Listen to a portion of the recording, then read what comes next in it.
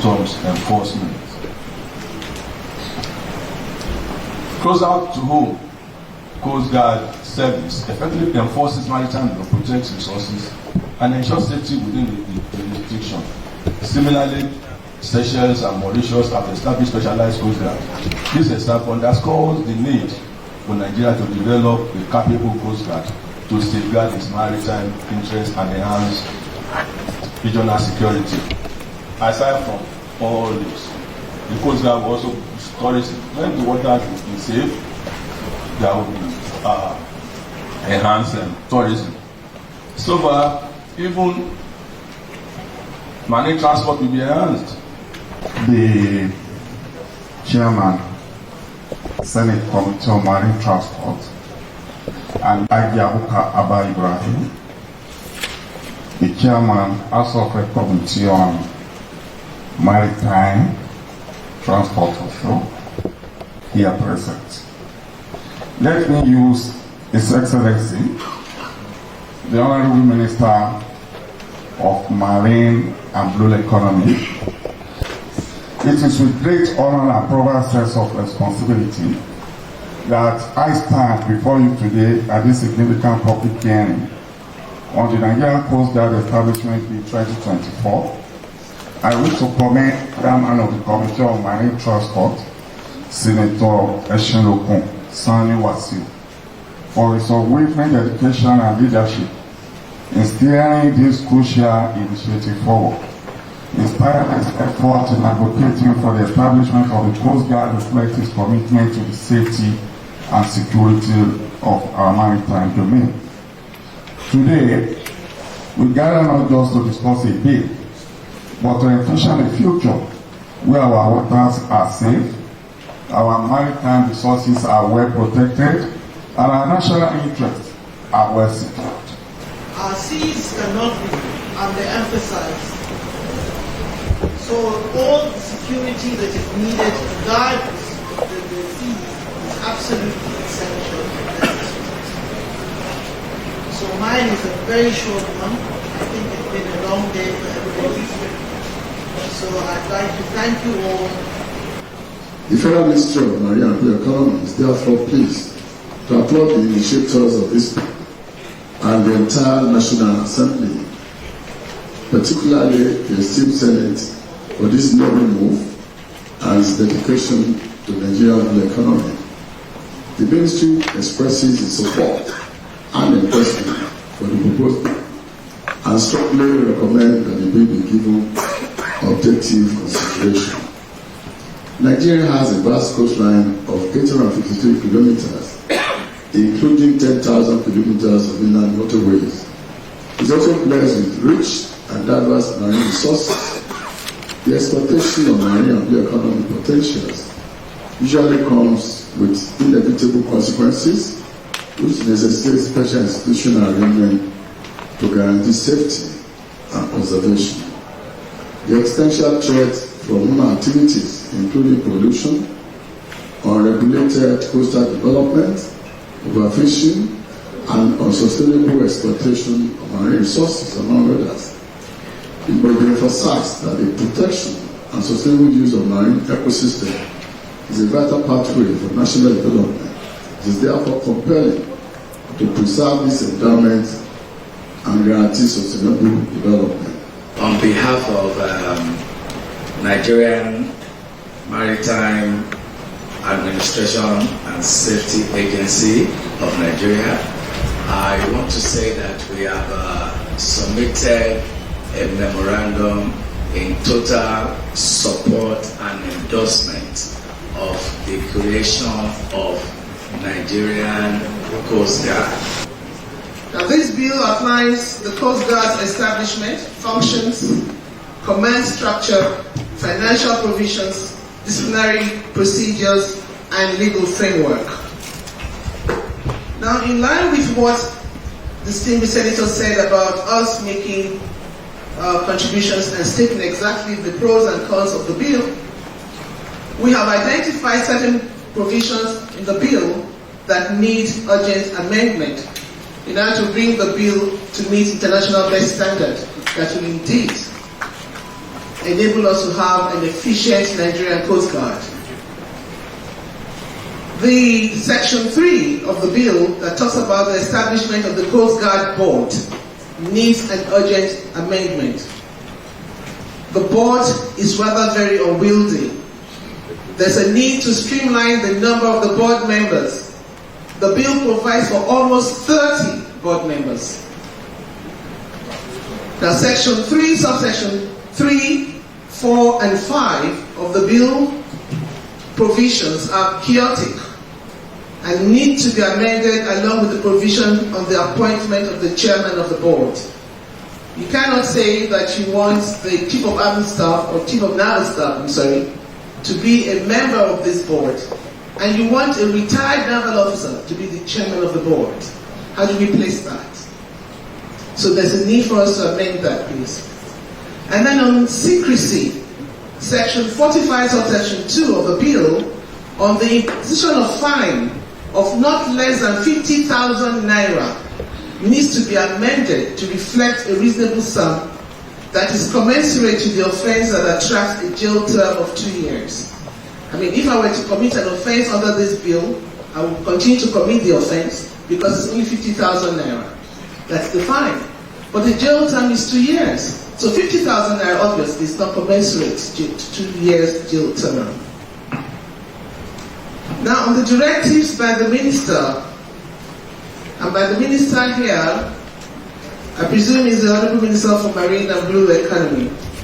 Section 47, subsection 1 of the bill provides on reasonable time. It makes provision of reasonable time, I quote.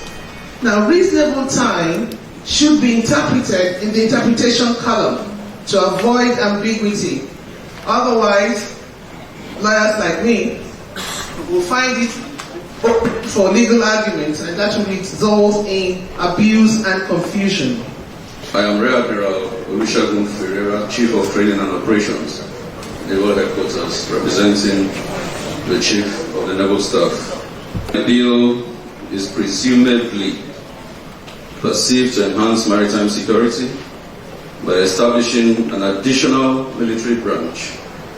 An analysis of both Nigeria's maritime security needs and global best practices reveals significant concerns regarding this approach.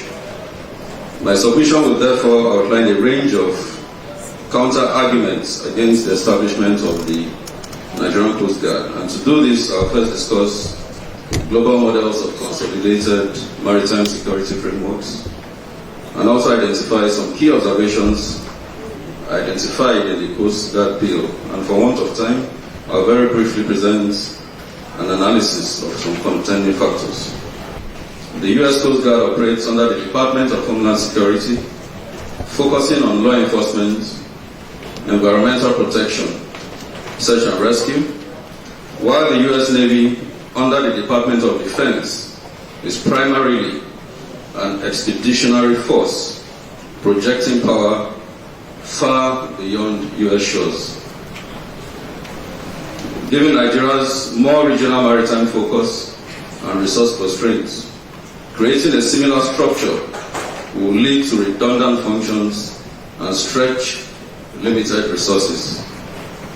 The learned Silk, who spoke before me, tried to situate the U.S. situation with what is being planned, but with due respect, I think the point was not properly driven home, because there are two different situations here. Now to South Africa. South Africa has opted to enhance its naval capacity instead of establishing a coast guard, recognizing budget constraints and prioritizing a unified naval force for all maritime security and defense. The South African Navy performs both military roles and law enforcement functions, supported by government agencies in non-military tasks like environmental protection and the likes. This approach is similar to what is being practiced in Nigeria and several developing countries. It minimizes redundancy and ensures that the country's limited resources are allocated efficiently. Finally, let us come back home to Africa. In Africa, there are 38 littoral countries, out of which 5 countries in sub-Saharan Africa have coast guards instead of navies. Some countries such as Egypt, Libya, Djibouti, and others have coast guards that are divisions in the armed forces. Out of the 19 states in the Gulf of Guinea, only 3 have coast guards as against navies, and no country has both organizations. I have listened to those who are for and those who are against. I have no difficulties in understanding the role of the Nigerian Navy as captured here, and of course the need to avoid overlapping. In being loyal to the Nigerian nation, we must recognize that the money we appropriate is from the Nigerian people, and therefore we must appropriate it in a manner that will ensure that the Nigerian people get value for money. The elite will be protected because from we are elite, we can, even I standing here, they quoted me. But we must ensure that given resource gap and the fact that we are living on borrowed funds, even this year budget, we are borrowing for $2 billion, whether for this year or next year, US dollars, to meet basic needs of our people. And so, what I would like to hear, Mr. Chairman, from those who are for the creation of Coast Guard, which I have not heard, is for them to speak to what will the Coast Guard do differently.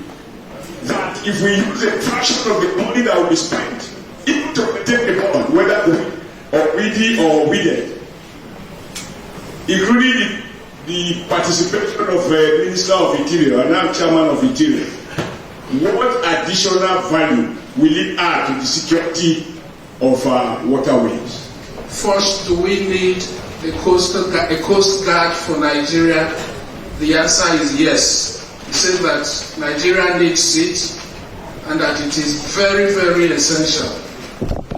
Secondly, should it be a standalone, a freestanding agency, or should it just be a unit in an existing agency? He said it should be a freestanding agency, a stand-alone agency, and that in developed countries,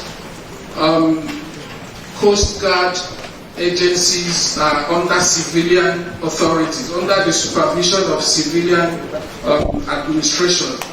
So he is recommending that in this case, the proposed Coast Guard should be under the supervision of the Ministry of Marine and Blue Economy.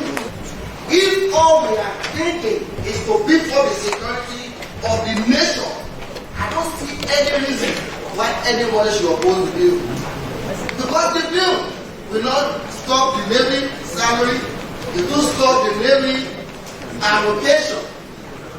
The bill will not even put burden on the federal government because we are getting more backing from the foreign agencies. Need operating bases, forward operating bases along the coastline, which will help you reduce transit time, which can be as much as 6 hours. So you need forward operating bases to be able to function and have more time on task. Without these bases, then it means your operations are compromised. More so, we have technology that aids us today. I heard somebody saying we have about 10,000 rigs and we have to police all of them. I mean, that's funny. But we have technology. The Falcon Eye reaches out 35 nautical miles out to sea visually, and over the horizon 200 nautical miles out to sea. So by technology, you can sit down in Abuja and the repeater stations along the coast and see exactly what's out there at sea. How do we begin to replicate this infrastructure across the length and breadth of our country? We must begin to align ourselves with the Orasanya report and try to limit the number of agencies that duplicate the functions that are already in existence. How about air support? It beats me.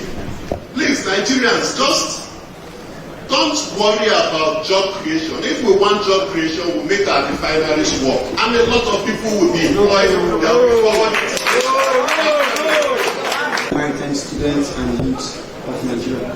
So I want to thank the distinguished members of the Senate and representatives and also the executive for this together.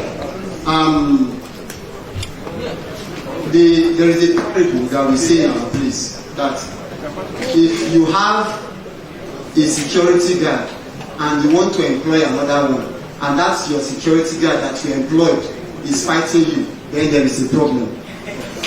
So I don't think that when the government, through the Senate and the House of Reps, come together in all their wisdom, the executive, from the maritime and blue economy to the Shippers Council to the all the stakeholders of government in the maritime sector, come together and say, let's have this done. And then there are arguments and there are counter arguments and then there are issues. You know that something is fishy. We as maritime students and youth and seafarers in Nigeria, we solidly stand behind the establishment of the Nigerian. Today, as we speak, there is high level of kidnapping and piracy in our creeks, in the fishing line, in the Pacific line area of Nigeria. There will be great difference between the Nigerian Navy and the Coast Guard. The Coast Guard will deal with the coastal area, the creek area, and the fishing area of the natives. Why the Nigerian Navy will deal with the high sea to maintain the territorial integrity of Nigeria. So the conditions are different, really different. We people who live at the coastal area purely support the establishment of the coastal guard. They are all well appreciated, either for or against. Let me reiterate what a senior colleague just said. The process in the National Assembly or the Senate, we have by camera two houses, the Senate, the House of Reps. All bills go through the readings. The first is just mentioning, the second is where the underlying principles are discussed. If it meets the certain criteria, it is allowed to go ahead. Going ahead, before you can reach conclusion, you organize a hearing as we speak. After the memoranda will be gathered together and evaluated by technical committee, after which they will now report back to the plenary what their findings are. They will bring the pros, the cons, and everything. And all members will now evaluate and re-evaluate, reappraise what that. After that, if it is allowed to even go ahead, is you go and now all the amendments suggested that are found to be okay are inserted and a clean copy back, and the Senate will now look at it again, line by line, page by page. After that, if it is passed, the President of the Senate will sign. However, if there are other bills talking about the same issue in the Act of Reps, they will be brought, and there will be a conference of the two houses, the Senate, the House of Reps. They will form a conference committee of the two houses, and they will now look at it. And if they do the positives, do the eyes and what have you, and when they agree, the two presiding officers and the clerks of the two houses will append their signature. If they do that, it is not yet even a law. It needs Mr. President to say, I'm okay with this law.